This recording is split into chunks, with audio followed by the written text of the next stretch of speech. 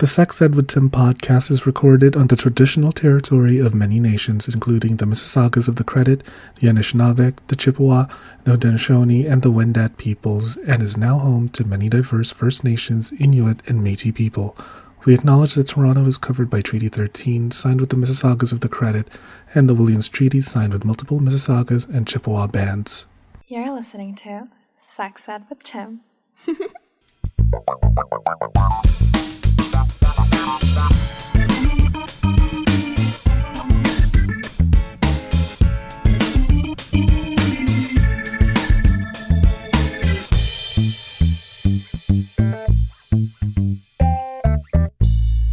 Hello and welcome to another episode of the Sex Ed with Tim podcast. I'm your host, Tim, certified sex educator, your local chaotic homosexual, and I've heard 8 cancer jokes today. If I hear one more, it's gonna benign.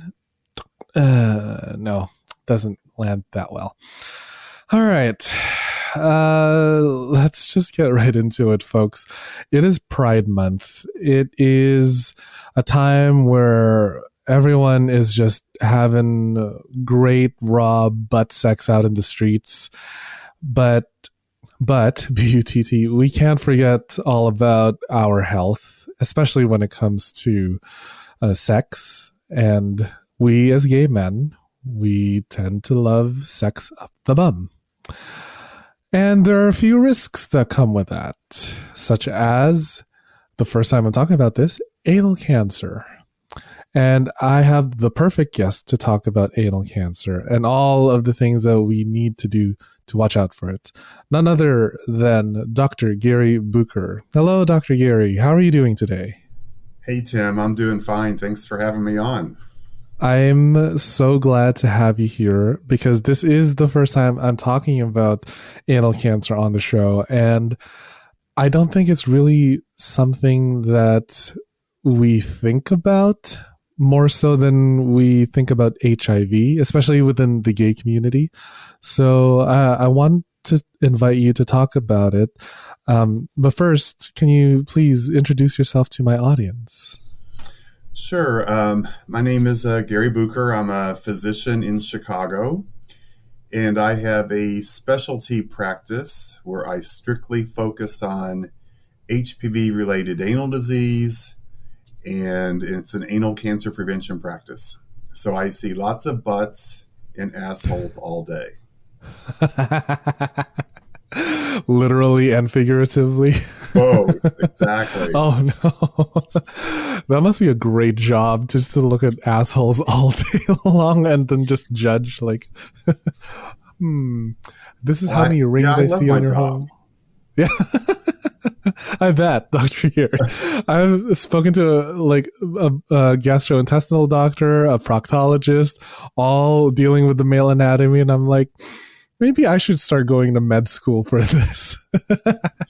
Well, it took me a while to get into this field. I used to, all during medical school and residency, and in my early years of private practice, I focused on HIV medicine, and then transitioned over to butt health and to preventing anal cancer, because there aren't a lot of providers or physicians out in the community or Chicago that actually does this type of medicine.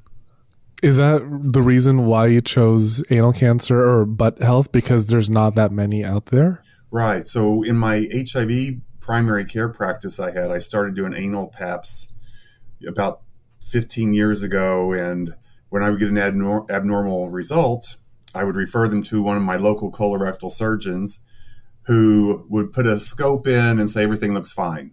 And I knew that that wasn't the way to evaluate an abnormal pap. So I just decided to learn how to do it myself. And I went and did some preceptorships and some special training. And now I've done over 10,000 high resolution endoscopies, these procedures that we do to actually evaluate for pre-cancer lesions to prevent anal cancer. So I got rid of my HIV practice and then just strictly focused on this, since there was no one doing this. Oh my God. Wow. Dr. Gary, you must be a hell of a butt expert then. You know how to navigate your way through a plethora of buttholes, a A whole, All different types. all different types. That's great. But when it comes to anal cancer, I want to ask you first, like, what are we looking out for, and who are the most susceptible? Well, what I really tried to do is I try to see people before they have any anal cancer symptoms, because right, we're wanting to prevent cancer in the first place. So if someone's already having symptoms, that's usually not a good sign. And symptoms of anal cancer would be anal bleeding. That's a prolonged period of time, not just like intermittently when you wipe or after you have anal sex. You might notice a little bit of blood. I was gonna But say, like, what if I nothing like just that. bled right away? Oh my god! Right. No. Something that's persistent over a certain number of weeks. It can also be associated with anal pain. Not that kind of pain that you've had after anal sex, that good kind of anal pain. But the bad kind that you shouldn't have, it's just kind of there. Or you feel a lump or a mass. So those types of symptoms, people can have for a long time, and they're afraid to go to the doctor to get it checked out. They don't really want to know what's going on there. They think it's a hemorrhoid that's going on for a long time. But we would like to see people before they get to that point. And, being Pride Month, and like you said, anal cancer is not really talked about, but we really should be talking about it more, because there are a lot of, we have high-risk groups that are more susceptible to developing anal cancer, and gay men who are HIV not negative and gay men who are HIV positive are the highest risk groups for anal cancer. Oh my god. Okay. Not to send my audience into panic, because a huge chunk of my audience are gay men. Let's all take a deep breath, because we are all having sex out here like rabbits in heat. And we should be. So we still need to be sex positive. Yes.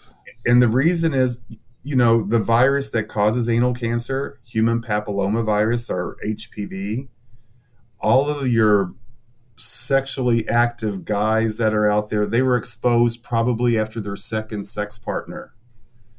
What? So it's because it's the most common STD out there. It's more common than gonorrhea or chlamydia, and it's so easy to spread. You just spread it by skin to skin contact. So when you're rubbing, touching, feeling, that's how you spread HPV. Oh my god. I'm ready for another lockdown after this. Just everyone. No lockdown. Because there isn't anything really you can do about it. You might have been vaccinated with the vaccine to prevent that, the HPV vaccine, but you're much younger than I am.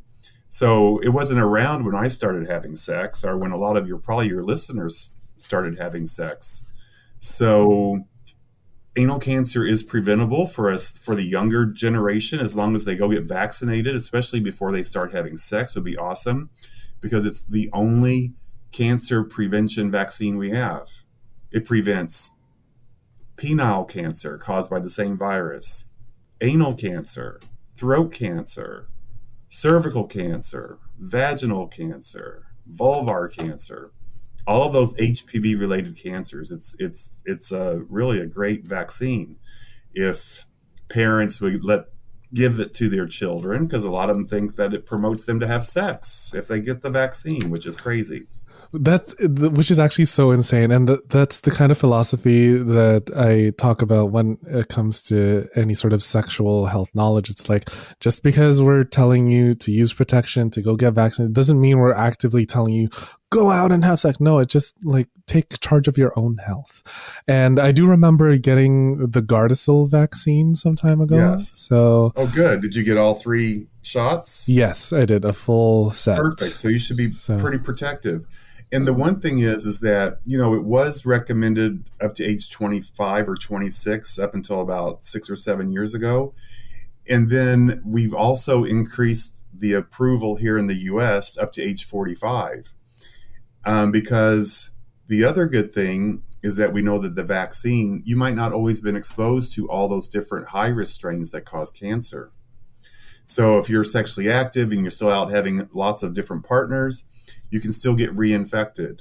So the vaccine helps you prevent you from getting reinfected over and over again, which is also important as far as having persistent infection in the cells there in your bottom, so that we can prevent or probably hold back on that persistent infection, because it's the HPV that stays and hangs around in those cells there that are going to cause cancer as years go by.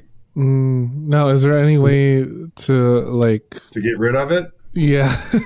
No. I saw you looking like, can I? So the thing is that HPV is it's a smart virus.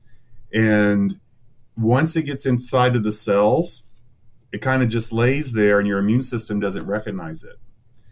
And in most of the straight population, over time, your immune system figures out how to get rid of it and it goes away. But for some reason, in most gay men, probably because they have a lot of exposures, because they have a lot of sex, the virus will hang around forever. And statistically, in HIV positive gay men, about 98% will always have HPV in the cells in their bottom. Wow. And in HIV negative gay men, about 80 to 85% will always have HPV in the cells there, which is why our risk for getting anal cancer is so high, because it's that low-grade infection that causes slow changes over time that can go down a cancer pathway.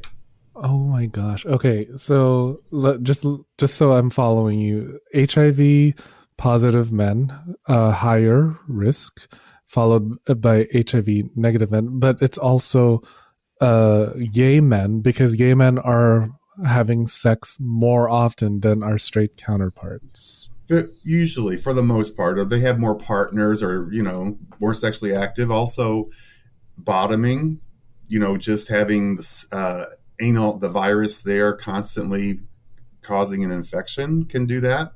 But you don't have to bottom necessarily even to get anal cancer, because just by rubbing and touching the skin on the outside, that HPV can kind of crawl into the cells there. Oh my God. So simply someone putting their finger on people that bottom, but it's still, people who don't bottom can still be at risk too. Oh yeah. Well, you did say it was like skin to skin contact. So literally skin contact. Someone just slapping my ass, I could automatically have gotten HPV. When they've been playing around on their cock, and then they're, going ahead and then slapping your ass, you can just spread HPV that way. Oh my God. You know it's what? Crazy. And that's why, one of the biggest myths is like, oh, well, should I tell my partner that I have these anal precancer lesions, this HPV? And I'm like, no, because they have it too. It's that common. And you can't really protect yourself from getting it, because you can't wrap yourself, well, some people do, you're totally in saran wrap, and then you might have sex that way where you don't have any skin-to-skin contact per se. But other than that, a condom doesn't go all the way. It goes to the base of your penis, but you have HPV at the base of your penis on the skin or on your scrotum. Like so you're not covering everything up. Yeah, like it goes. So it can it's be in the it's pubic just part bone. of who we are. We need to let people have sex the way they're normally having, but they need to be getting checked and screened now that we know that we should be doing that. So we just have to accept the fact that HPV is going to be a part of life. It's going to be a part of sex. It's here to stay. And as of this discussion, there is no known way to cure it, to help eradicate HPV. Correct. So then we just take the necessary precautions, such as getting vaccinated. You said, and then we start getting screened for cancer. Screened, exactly. Yeah. So I'll tell you how we're going to screen you. Yeah, please. Okay. So as a big bottom, oh my God! I've put all the cameras in me, Doc. You will be getting screened when you reach a certain age, but the way things are now from a medical perspective, there aren't any clinical guidelines or standards of care that says we should be screening anyone for anal cancer. Because, to put screening guidelines in place, usually you have to have really long randomized clinical trials showing that screening programs save money. They prevent people from getting a cancer like anal cancer, and that we're able to do the screens and treat precancer areas to prevent cancer. So we just finished a huge big trial, an anal cancer prevention trial called the ANCHOR study. Have you heard of it? Ooh, what is this? Spill. Have you heard of the ANCHOR study in the news or no? No, not at all. That's the problem. Yeah. So we're trying to get this information out, which is why I'm here talking to you. Yeah. And then you're going to spread the word. Like HPV. Yes, exactly. But the ANCHOR study is a study that actually proved that treating precancer lesions prevents anal cancer. We started it in 2015. It went on for about 7 years. And it was for HIV positive men and women that we screened age 35 and older. Okay. So they've never had any screening for anal cancer. We did pap smears and we looked for those precancer lesions. So the way we look the way we do screenings typically is we'll do an anal pap smear, just like the same pap smear that women get for cervical cancer. You know, they get a cervical pap smear once a year. So we do anal paps in men too, in their bottom. We do a swab and we collect cells and we send them to the lab. And if they're abnormal, then we need to do another procedure because you might have a precancer area that we can treat. But anyway, in the ANCHOR study, they did that. We looked for the lesions, and if you had a precancer lesion, then you could enroll in the study. And in the study, you were randomized to either treatment or no treatment. And we were going to follow people to see who developed cancer. But we were treating those precancer areas, and the other group, since it was no standard of care, we could just watch them. So we thought we were going to have to screen like 15,000 people around the U.S. to get 5,000 people enrolled to be able to show that we could prevent cancer. Well, we enrolled 4,400 people because that's all it took instead of the 5,000. We only had to screen 10,000 people out of the 15,000 to find those precancer areas. So we know there's a lot more precancer than we thought because we actually enrolled the higher numbers quicker. And we also found that there was about 25 or 30 people that had cancer when they came in from screening. They didn't have any symptoms. So we actually found cancer when they came in before we even enrolled them, who wouldn't even have known it until they developed much worse symptoms later on. So they got treatment right away. I know. I'm looking at your face. It's like crazy, right? And they're just coming in for like they were coming in to screen for the clinical trial, and we found cancer, and they didn't even know it. My God! So we got those people into treatment, which means that when you find those cancers early and you treat them early, they do much better survival. It's treatable usually, versus someone that has a big cancer that's been there for a while that needs chemo and radiation. Right. Yeah. So you want to catch it at like early stages, stage one. Catch early stuff. Right. Which is why the screening programs are also good, because people are always going to have some cancers that aren't going to know that you can find with the screening. But in the study, we actually stopped the study early because we saw that people that we weren't treating were getting more cancers than the ones that we were treating. And it was statistically significant. We actually reduced the incidence of anal cancer by 60%.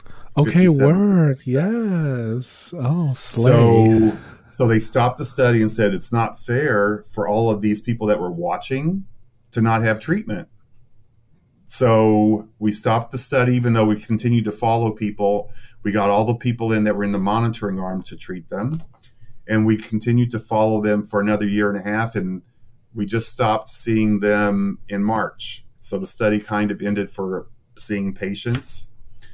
But the results were published in the New England Journal of Medicine about a year and a half ago. So right now, the CDC and the National Institutes of Health, they're actually updating the clinical care guidelines, stating that all people with HIV at a certain age should start getting screened for anal cancer. It's a top priority. And then if they have precancer lesions that are found at screening, they need to have them treated. So those are coming out any day. We're waiting for those to come. So we're trying to get the message out in the high risk populations, like those two I told you about. There's a few other high risk groups, like women who have had cervical cancer, or in transplant patients who have had kidney transplants 10 years out from transplant because they're on immunosuppressants. So long-term suppressing your immune system puts you at risk also for anal cancer. But those are the other high-risk groups. But the two big ones are gay men, whether you're HIV positive or negative.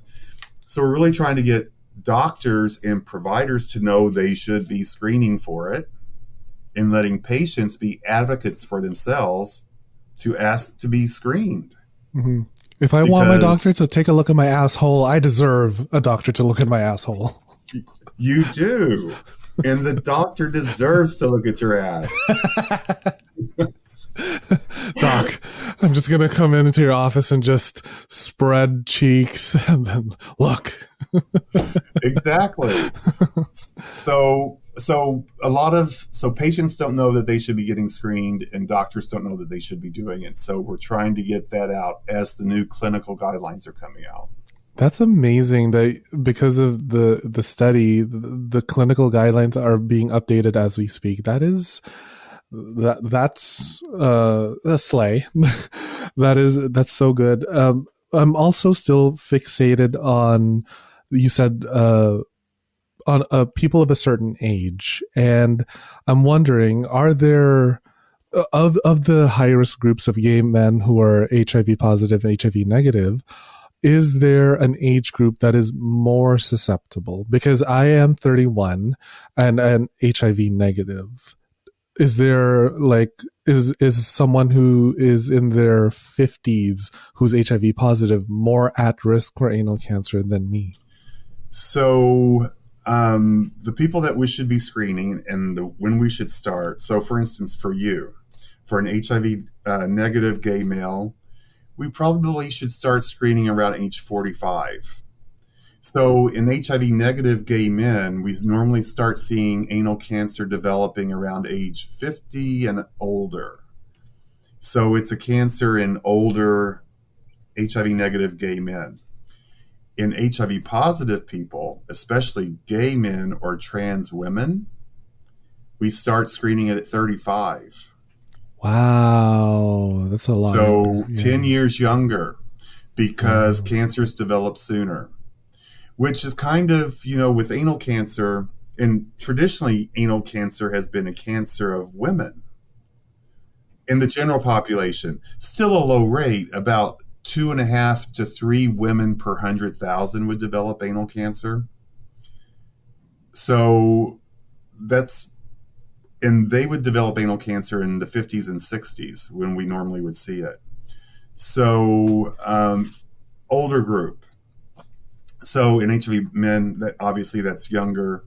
In HIV positive gay men, HIV positive gay men, it's younger. HIV negative gay men, it's just a little bit older. But when women, as an example, get cervical cancer, they get it when they're younger. They get it in their 30s. And then the ones that are going to get cancer, it's a younger cancer. And then once they get older, their immune system kind of clears that HPV out, and you don't see cervical cancer in 40s and 50s like you do anal cancer. So you would probably need to be going in age 45. You would have an anal pap smear. You would have an anal high-risk HPV test to see what types of HPV you have. You would be talking about symptoms, if you have any anal symptoms like bleeding, felt a mass, or having pain. And then the doctor would do a rectal exam, a digital anal rectal exam, not just shoving a finger in and checking your prostate. A real thorough exam where you feel around the canal like you do on Saturday night, feeling for any lumps or bumps all the way around. You mean to tell me I just can't ask my top rectal? I just can't ask my top friend to just shove his entire fist in there? Well, I don't know about the fist, but just the tip of your finger. Just the tip. So that you can actually feel, your finger actually feels a lot of things. And there's actually a couple of clinical trials going on for anal self-exams in gay men to be checking on a regular basis to see if they notice something that pops up early that they can then go and have it checked out. Oh yeah. Okay. Sorry, my mind is going to different places where I'm like, I'm gonna ask my fuck buddy to give me like an anal exam before we start having sex first. Just check around if there's bleeding, if there's a lump that you can feel. If there's a lump, mostly all the way around, slow and gentle, so you can feel the whole circumference. So most doctors, when they do a rectal, they're just really putting the finger in quickly. For the prostate, they're not even paying attention to the anal canal. Can you put a second finger in so I get a second opinion? Usually we don't do that, but I can usually field with just one. But your buddy might want to put two. Just to be sure, use the middle finger. It's not going to hurt. Well, I wouldn't need to do that from a clinical perspective. Right. I would just need my one finger. But so in HIV positive gay men, you start screening at 35, like I said. And one thing that was is interesting is that there's a small subset of younger HIV positive gay men that probably should be even checked a little bit earlier. And those are the ones who are HIV positive who have had a diagnosis of AIDS. So they got caught HIV early. They didn't know that they were positive, and their immune system gets really bad, and then their T cells go less than 200, so they get an AIDS diagnosis. That's the most highest risk group. So they can develop cancer even younger. So they should probably, if someone's younger than 30 that's HIV positive and they've already had an AIDS diagnosis, they should be getting screened probably right away because their risk for cancer is higher. Right. I actually want to talk about that just a little bit. The relation between HIV and anal cancer and why HIV positive individuals are more at risk. Is that because HPV is like piggybacking off of the HIV virus, or is that mostly because an HIV positive individual's immune system is a lot like weaker, giving HPV a higher chance to spread and develop to cancer? So you're right on it. So there's no correlation between the two as far as HIV promoting HPV to go crazy, but HIV, just the immune dysfunction that happens. So even though T cells and stuff might go back up to normal with medication, just having a chronic infection, a chronic inflammation from HIV, which is a chronic ongoing thing, there's some kind of immune function that's not working quite right. Even though for the most part it is, there's still defects in that immune function. And that defect really affects HPV and how it causes that slow, persistent infection and those changes inside of cells over time. So immune dysfunction, just like in those transplant patients that are on immunosuppressants so they don't reject those organs. So we're on those people, we're actually making their immune system not work quite as well. So we're putting them at risk. In HIV, it's that virus in the infection itself that does that. Right. Okay. Does that make sense? Yes. No, for sure. So it's not like, the virus is kind of like clinging on to HIV so that it can advance infection or whatever. It's literally just because your immune system is so weak. So that means it's not that weak. It's just some parts of it just don't work quite normal. Right. Yes. Thank you for that. Yeah. And then we also know the other thing, that the skin cells inside of your bottom. So HIV, when cells are kind of bound together, they're attached and they have these junctions. HIV disrupts some of those cellular junctions so that HPV gets into the basement membrane and those cells there a little bit more easily. So that's also a reason why it's more problematic in people with HIV. We'll be right back after this commercial break. Yes! What's up, all you sick fucking perverts? Don't you just love love? The Love Shop has everything you need to feel the love in the air or in between your legs, wherever you want, really. They've got everything from vibrators, lubes, lingerie, and even full-sized sex dolls. Wow, I guess love really does come in all shapes and sizes. Visit loveshop.ca/sexedwithtim and use code SEXEDWithTim at checkout for 15% off the whole store. And the best part is that they ship all over Canada, US, and what? Ireland? To all my whores in Dublin, top of the morning to ya. That's loveshop.ca/sexedwithtim and check out code SEXEDWithTim for 15% off the entire store. Now get to fucking. Do you like feeling sexy and looking sexy? Of course you do. Only my listeners are sexy as fuck. I have partnered with fetishwear designer Dale Kuda to bring you the hottest deals on custom jockstraps, harnesses, hats, and more. Head over to dalekuda.com, that's DALEKUDA.com, and use code SEXEDWithTim at checkout for 25% off the entire store. Yeah, you heard me. 25% off. And cherry on top, free shipping. Oh my god. I have a few of the stuff that he has made for me, and girl, I'm wearing it right now. I'm wearing like a little jockstrap so that I could easily just like slip a little butt plug or dildo every now and then here and there, and I'm on the train. I'm just like, thank you, Dale. That's dalekuda.com with the code SEXEDWithTim for 25% off your entire purchase with free shipping. With a deal like that, I swear I could come buckets, honey. The show is about to begin. Yes. You know what? Maybe I should start getting all of my sexual partners to go through this big, I don't know, infection clearing sort of tube or disinfectant thing. And that's totally like unreasonable, of course.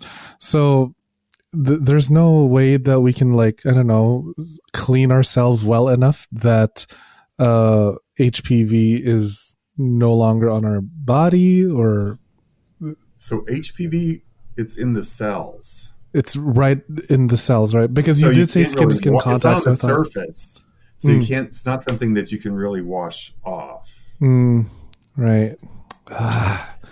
I just don't even think about it. I mean, you shouldn't even like think about HPV. You should just think about things that you can do to keep you healthy and to be in tune with your body, because you would drive yourself nuts if you had to think of it that way. Yeah. And I have some hypochondriac tendencies. I have a bottle of chlorhexidine, Dr. Bucher. Really? Yeah. And what do you do with that? The hospital gave it to me because I recently tested positive for MRSA. So they're like, yeah, Okay. just scrub yourself with this. And I'm like, you definitely need it for that. That's different. Okay. But it won't do anything for HPV. That probably does. Okay. Just a little bit. But who knows? I'm still going to go buck wild with my showers and just like scrub away. And like, well, you definitely need to get rid of MRSA. That's for sure. I'm just going to be like Lady Macbeth, like out damned stain, out damned HPV. So, all right, you said 35 for positive individuals, 45 for negative individuals. How often should we be going in for screening? Like once a year, twice? When you start screening, you're going to be checked once a year with a swab. So it's a swab and the rectal exam. So if the swab for either the pap smear or the high-risk HPV test are abnormal, then your screening basically is over, because then you're going to be referred to someone like me that does high-resolution endoscopy, meaning that we look at your anal canal with a microscope. So are you familiar with colposcopy? Have you heard about colposcopy? That's what women get when they have an abnormal cervical pap. Yes. And they go see the doctor, they put them in the stirrups, they put a speculum in, The cervix Open is right in wide. front of their face. Mm-hmm. Yeah. Then they're looking through the microscope and they are looking for any precancer areas and they do biopsies. I do the same procedure, only it's called high resolution endoscopy, or HRA, in the anus when we're doing that in the anal exam. So once you have one of those abnormal results, you get referred to me for HRA, and then we will manage all of this from then on. So once you have an abnormal, you're out of screening, and you're basically what we call in active surveillance. So we're going to be doing your exam. We'll look for a precancer area. If we find one, we'll treat it. We'll burn off those surface cells. The cells are really thin there. It's really easy to do in the office. And then we'll have you come back in 4 or 6 months to do another PAP and HRA to recheck things, make sure we don't have a recurrence. And then over time, when we don't have anything for a couple of episodes, then we'll maybe have you come back in a year or 2 years or 3 years. But screening has always been over because the screening is checking for anything abnormal. So once you fall out of that, you're in active surveillance and you're going to be with me forever. It's like long term. Aw, commitment. You just hang out. Well, hopefully it'll get every couple of years versus every 6 months, because some people, they have issues with, these precancer lesions that come back even after we treat them, which is why we have to watch you forever, because we don't have a cure to get rid of them totally. But and then we'll treat them. Yeah. What is the treatment plan for that once you find something abnormal? So the treatment is like, so have it's a machine, it's called electrocautery. So like if you go to the dentist, you might have a mole or a wart. If you could actually use the electrical current and burn off those surface cells. So the way we do the exam is we have someone laying on their left side. Their butt's at the bottom of the table. I'm sitting right here at the end of the table. Hi, butt's right here. And then I'll do my rectal exam. Yeah. I'll put my scope in.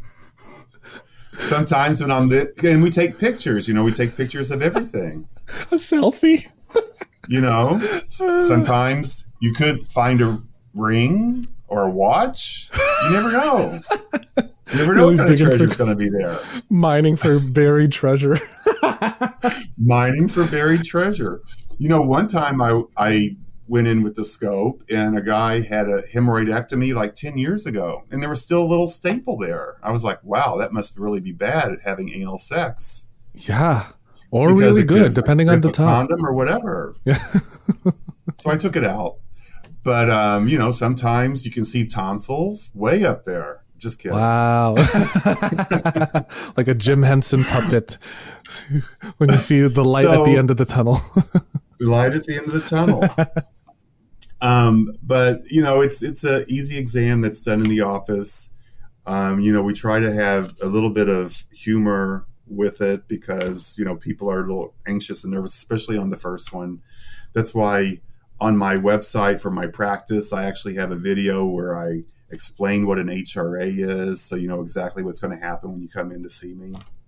I actually have another video that talks about HPV and the different types of HPV and why we're concerned about high-risk types and not low-risk types. A short video. I would never make it as a butt doctor because I'd be too immature. I would want to... You would probably be a great butt doctor because you need to have a little humor.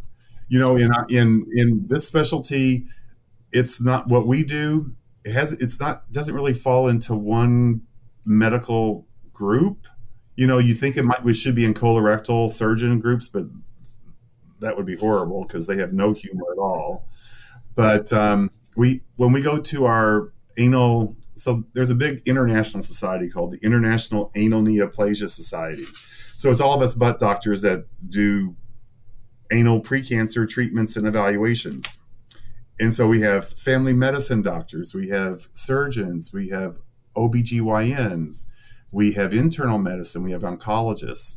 So the people that have kind of like come into the field are ones that have a special interest, and it can be a wide variety, but we all have a great sense of humor and humility because, we miss lesions too, and you because it's kind of a difficult exam because you have a lot of folds there, and trying to get into all the folds and being consistent with using your acetic acid that you use, which makes those lesions pop up, or Lugol's iodine, which makes them also appear, so you know what looks abnormal.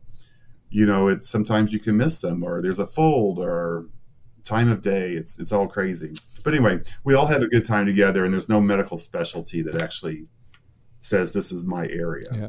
I think that's great that you have a sense of humor. Like, if I could join that society and make every single examination toy in the shape of a dildo, I think that would help people, encourage them for screening rather than be so turned off by a speculum and all the metal parts that go into you. It's like, you know what? It's actually kind of. Well, we actually don't have metal speculums for this exam. We have nice plastic disposable ones in different sizes depending on the experience of the patient. Sizes! Easy, medium, difficult. Oh my God, that's funny. That's great. I love that you're so like catering to every individual needs. So I'm thinking ahead here, and say an individual is tested positive for anal cancer. Does that mean sex no more? Can they still lead a healthy sex life even with a positive anal cancer diagnosis, or do they have to rethink their entire sex life? Okay. So yes and no. So with the anal precancer that I treat, that's not cancer, but these lesions have potential to turn into cancer, the treatments that we do are not going to cause any issues or problems with having anal sex. Okay? Because we're not causing any scar tissue. We're not causing anything for chronic pain. Because really the skin there on your anal canal, it's really thin.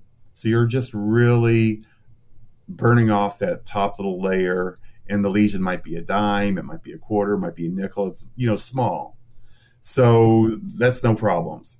So with anal cancer, if you catch it really early, so sometimes when we're doing a biopsy of a lesion that we saw, the whole in the biopsy is the size of a sesame seed. That's the size that we do. Sometimes the whole cancer is located within that small bite. Wow. So as you isolated? Can see, they're not even going to know that they have it. Oh, and we didn't know that when we were biopsying that it was a cancer. It probably looked more just like a precancer area. So there's a definition for a small, superficially invasive cancer. And on those, mostly if it's within a certain millimeters, 3 by 7 millimeter, the margins are clear, then you can just take it out, excise it, and then follow up, for your active surveillance for any recurrence or treatment of any precancer stuff. And then you don't need what the standard of care treatment is. If it's larger than that, then the standard of care treatment is chemo and radiation. So the radiation's horrible. It's gotten better that it can be focused, the beam on where the cancer would be. But, a lot of the surrounding tissue gets damaged, and there's scar tissue, and you can have chronic bleeding. So that sometimes every individual's different. I've seen some people that are older that had those treatments many, many years ago that have had horrific side effects afterwards.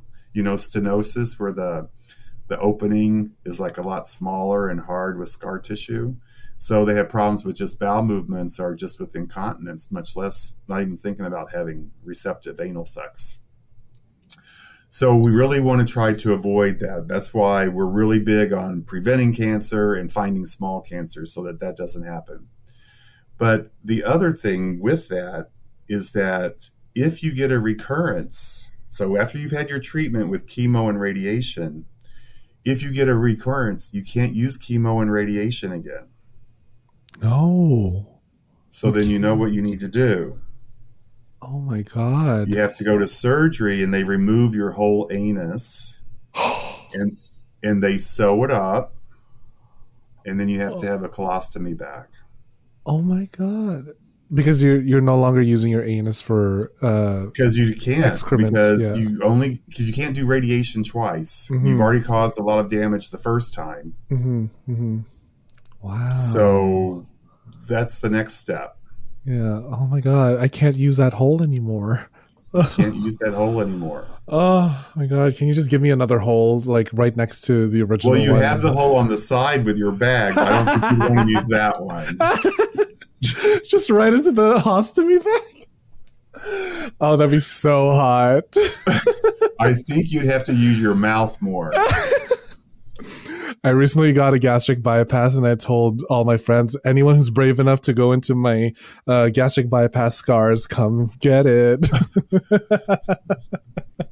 Oh my God. Oh, but yeah, so cancer, to have anal cancer, it's I think one of the worst ones, because you have a lot of morbidity type stuff afterwards. Yeah, I bet. And like your entire life changes once it's like reached a very severe stage. And I mean, I'm all for having sex even with cancer.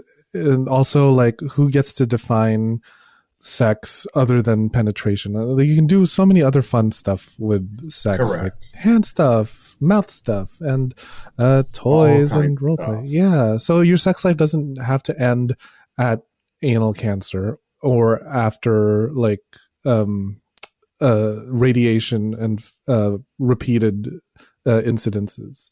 So the other thing is that, but most people that have had chemo radiation, they're still able to have receptive anal sex. Okay, so it's not the end of the world, everyone. So they can, and sometimes we have to talk about using toys to stretch. Mm-hmm.